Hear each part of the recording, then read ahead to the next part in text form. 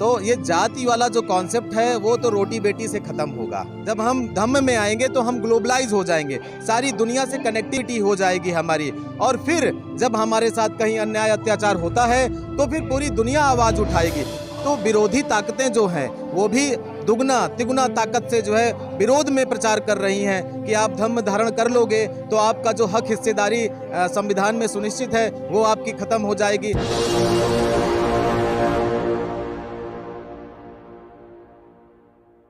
नमस्कार, आप देख रहे हैं एनबी न्यूज़ 24x7 नीलम बोध के साथ। साथियों, आज एक ऐसा ऐतिहासिक दिन है जिस इतिहास को कहीं ना कहीं अगर हम इतिहास के पन्नों में जाकर देखें तो हमें समय याद आता है महाकारुणिक तथागत बुद्ध का समय, सम्राट अशोक का समय। और आज इसी कड़ी में साथियों हम पहुंचे अम्बेडकर भवन, झांसी रानी रोड, और मेरे साथ में एक ऐसी हस्ती है जो सामाजिक क्षेत्र में और धार्मिक क्षेत्र में बहुत बड़े स्तर पर काम करे। उन्हीं से रूबरू कराना चाहूँगी। सर, आपका नाम क्या है? मैं डॉक्टर जगदीश्वर पटेल हूँ और फतेहपुर ज़िला है मेरा, उत्तर प्रदेश से।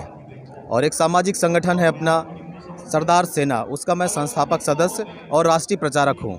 और धम्म के प्रचार प्रसार में मैंने अपना जीवन समर्पित कर रखा है। सर, जानना चाहूँगी आज जिस तरह से यहाँ पर विशाल धम्म दीक्षा का कार्यक्रम हो रहा है और यहाँ पर जो हजारों की संख्या में लोग उमड़े, तो क्या लगता है कि इस तरह के कार्यक्रमों से समाज में एक बहुत बड़ा मैसेज जाएगा, या कहीं ना कहीं ये लोग घर जाकर फिर उसी विचारधारा को फॉलो करेंगे जिसको करते आ रहे हैं? नो डाउट आज का दिन बहुत ही ऐतिहासिक है।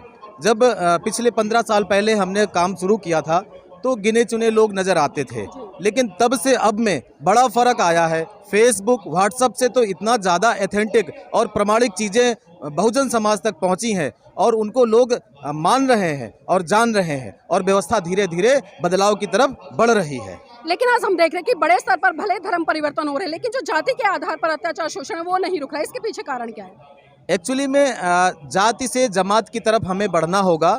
जाति के आधार पे जो हमने महापुरुषों को बांट रखा है उन चीज़ों को भी अभी ख़त्म करना होगा। धीरे धीरे ख़त्म भी हो रही हैं और हमें मूल चीज़ों पे जाना होगा, मूल बुद्धिज़्म से जुड़ना होगा। जो भारत देश में जो हज़ारों साल से पुराना बुद्धिज़्म है उससे हमें संपर्क नहीं हो पा रहा, वो हम कनेक्टिविटी नहीं कर पा रहे हैं। जैसे सिक्किम है, दार्जिलिंग है, गंगटोक है, लद्दाख है, तो इन जगहों से भी हमें जुड़ाव करना होगा और फिर परिवर्तन आगे बढ़ेगा।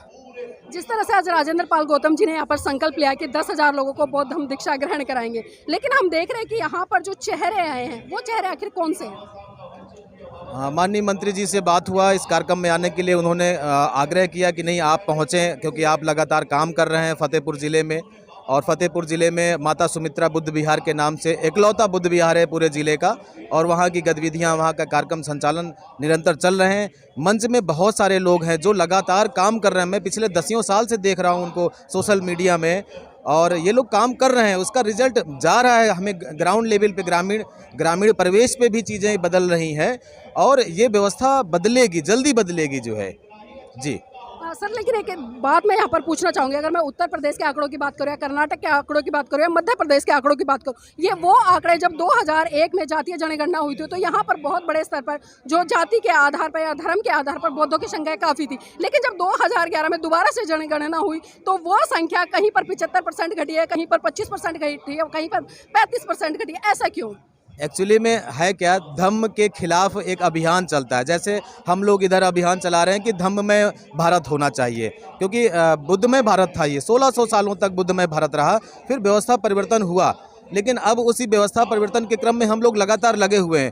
तो विरोधी ताकतें जो हैं वो भी दुगना तिगुना ताकत से जो है विरोध में प्रचार कर रही हैं कि आप धम्म धारण कर लोगे तो आपका जो हक हिस्सेदारी संविधान में सुनिश्चित है वो आपकी खत्म हो जाएगी, आरक्षण खत्म हो जाएगा। तो इस भय की वजह से ये चीज़ें कमज़ोर पड़ रही हैं। तो मैं बताना चाहूँगा लोगों को कि जो आरक्षण व्यवस्था है वो कैटेगरी के आधार पर, ओबीसी, एससी, एसटी के आधार पे संविधान में जो दिया हुआ है, धम्म के आधार पे ऐसा कुछ नहीं कि हमारा हक हिस्सेदारी सुनिश्चित हो जाएगी। धम्म में जब हम आएंगे, जब हम धम्म में आएंगे तो हम ग्लोबलाइज हो जाएंगे, सारी दुनिया से कनेक्टिविटी हो जाएगी हमारी। और फिर जब हमारे साथ कहीं अन्याय अत्याचार होता है तो फिर पूरी दुनिया आवाज़ उठाएगी कि नहीं भाई, हमारे भारत में भी रहने वाले सारे भाई हैं, उनके साथ गलत हो रहा है, अन्याय हो रहा है, तो हमें ग्लोबलाइज होने की ज़रूरत है। और जब ग्लोबलाइज होंगे हम तो हम हमारा डेवलपमेंट बहुत तेज़ी से होगा, हमारा विकास होगा। लेकिन सर हम जिस तरह से देख रहे हैं आज भारत देश में दो संस्कृति की बहुत बड़े स्तर पर लड़ाई हो रही है, जिसको एक को हम ब्राह्मणवाद कहें या शरणवाद कहें, और दूसरी तरफ हम देख रहे हैं कि जिस तरह से बुद्ध के फॉलोवर हैं। लेकिन क्या बात है कि सही धर्म और सही धर्म या सही मार्ग पर लोग चलने के लिए तैयार नहीं है, बल्कि उन्हीं काल्पनिक चीज़ों में आज भी उलझने के लिए तैयार है और लगातार ऐसा कर भी रहे हैं। ऐसा क्यों है सर? एक्चुअली में है क्या कि यहाँ पर पुरानी परंपरा जो बनाई इन लोगों ने, एक दूसरे पर राज करने का, मानसिक गुलाम बनाकर अपना जीवन यापन करना, ये चीज़ जो है धीरे धीरे ख़त्म होगी। इसका प्रभाव ज़्यादा है, इस वजह से ये चीज़ें नहीं हट पा रही हैं।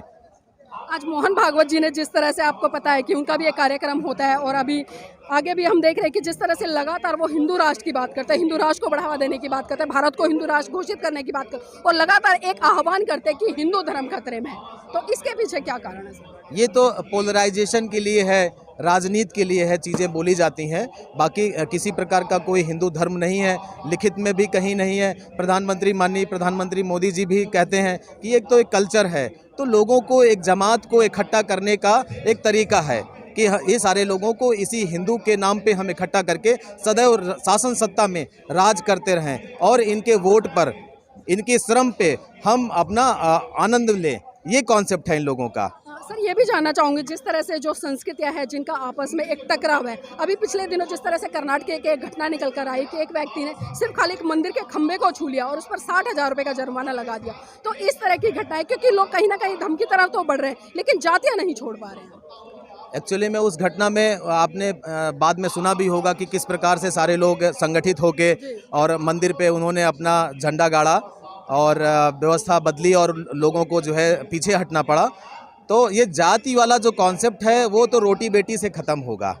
रोटी बेटी वाला जब सिस्टम शुरू होगा, जैसे अभी नहीं कहते हैं कि बहुत सारे लोग एकदम से रोटी बेटी करें, लेकिन एससी कैटेगरी के लोग आपस में एससी कैटेगरी में करने लगे, ओबीसी कैटेगरी के लोग ओबीसी में करने लगे, तो इस तरह से फिर वो परिवर्तन आएगा। लेकिन जिस तरह से आपने अंतर्जातीय विवाह की बात करी, वो हम देख रहे हैं कि रोटी बेटी के संबंध में, लेकिन हम ये भी देख रहे हैं कि इन समाजों में बहुत बड़ी खाई बनी हुई है, क्योंकि जो अच्छी पोस्ट पे है वो भी लड़की अच्छी पोस्ट वाला चाहता है, या लड़की अच्छी पोस्ट पे तो वो भी अच्छी पोस्ट वाला चाहता है। तो ये खाई कब तक पटेगी? क्योंकि हम देख रहे हैं कि जो करुणा मैत्री भाईचारे का संदेश देता हुआ बुद्ध का धर्म है वो समानता की बात करता है, लेकिन आज कहीं ना कहीं एक बहुत बड़ी खाई हमें बहुजन समाज में भी दिखाई दे रही है।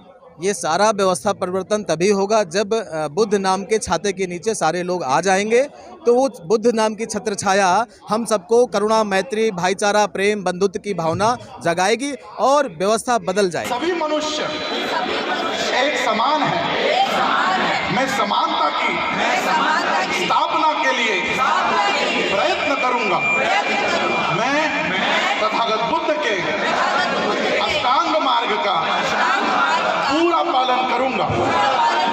मैं तथागत बुद्ध के बताए हुए 10 पारमिताओं का पूरा पालन करूंगा।